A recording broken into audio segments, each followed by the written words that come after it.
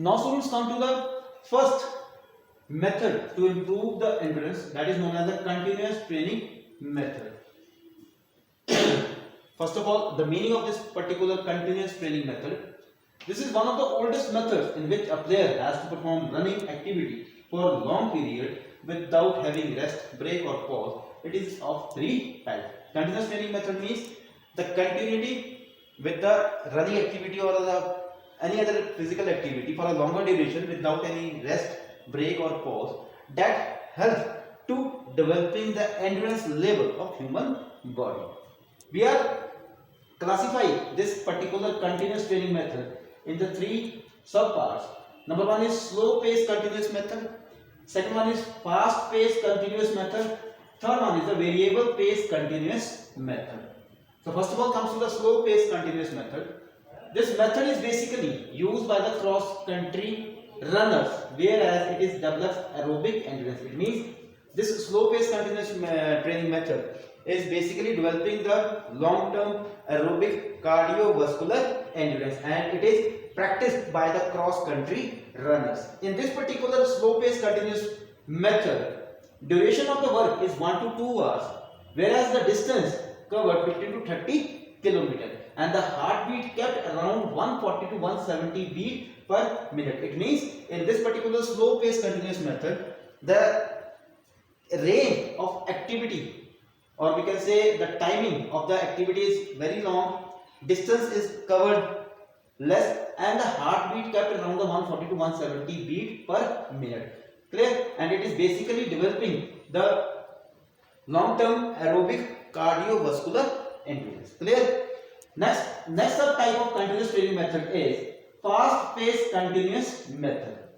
This method is basically used by the sprinter and mid distance runners, where they require anaerobic endurance along with the speed. It means this fast paced continuous training method is basically developing the short term anaerobic muscular endurance, which is basically used for a sprinter, short distance races and middle distance races.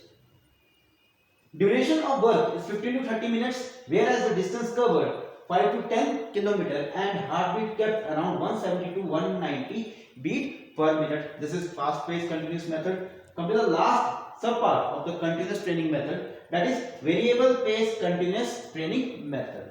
This is combination of fast and slow pace continuous training method. In this, the speed or pace keeps on changing after some time.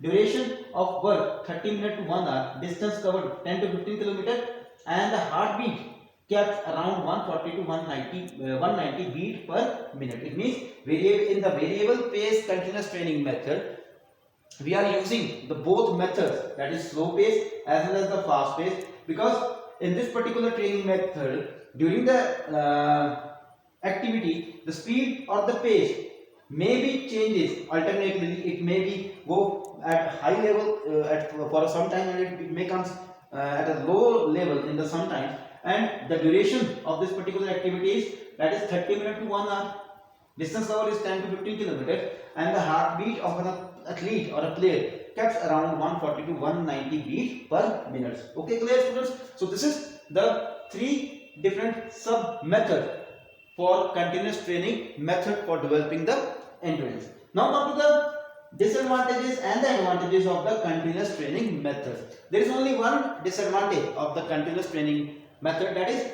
there is decreases in the size of muscles and strength of the body with the slow continuous method. If the person is regularly practicing regarding the slow pace continuous method, it may cause the decreasing in the size muscle as well as decreasing the strength of the body. Clear?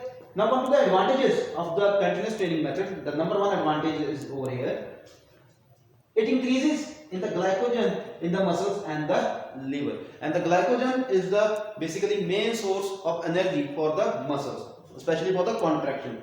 Second advantage is increase the efficiency of heart and lungs as per the slow pace continuous method, which is related with the cardiovascular endurance, and it helping to develop the efficiency of heart as well as the lungs. And the third advantage is increase the numbers of capillaries and the mitochondria in muscles, where the exchanges of the oxygenated and the deoxygenated blood is happens, and if the number of capillaries and the number of the mitochondria are increases in the blood cells, in the muscle cell, so then the number of exchanges of oxygenated and the deoxygenated blood is more happens, and that gives the proper contraction to the muscles. Clear students? So this is the continuous training method, this is the meaning, this is the types of continuous training method, and this is the advantages and disadvantages and advantages of the training method. Clear?